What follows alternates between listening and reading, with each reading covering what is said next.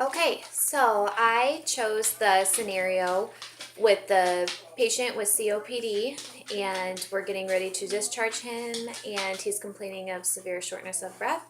So I have the patient right here. And I'm Fiona that lost 2 teeth at 1 day and 2 days.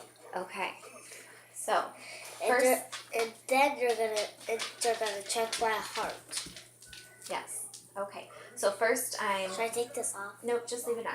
Okay, so I'm going to see how my patient Fiona is breathing. I'm going to see for any signs of distress. I'm going to check for retractions as she's breathing. I'm going to check her respiration rates, and I'm going to check the deepness or the fullness of the breaths that she's taking. If they're shallow, if she's just breathing okay in general. So after I do that, I am going to listen to the anterior and the posterior part of her lungs. She's going to listen to my heart. Yep. So what I am going to be listening for is, since she has COPD, we're going to probably hear some rhonchi or possibly some wheezing, but probably some coarse lung sounds. It's right here. So we're going to do a ladder effect. You can check up here for anterior lung fields.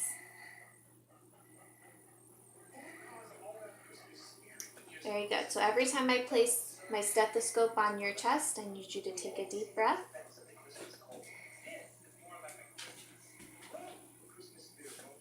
I'm going to go right under here, right underneath the breast.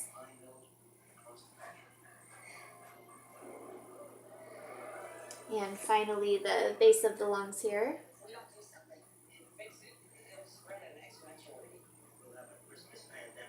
Okay, and typically I would go around. I'm going to swing you around so I can show the anterior lung or posterior lung fields. Again, you can check all the way up here. You're going to want to avoid the scapula. Can you take a deep breath every time I touch you with the stethoscope, okay?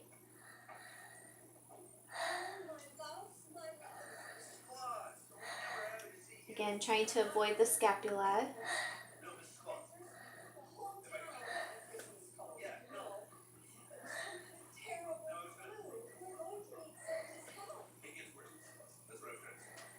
And checking those base of the lungs.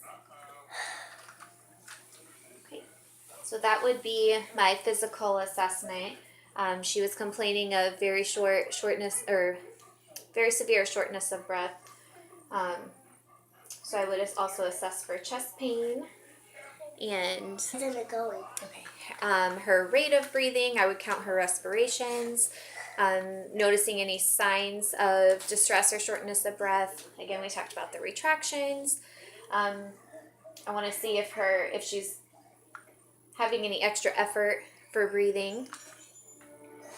And for now, I wouldn't go into actually doing like the percussion or anything, because I don't think that at discharge, when I'm getting ready to discharge this patient with COPD, if that would really be of any importance to me.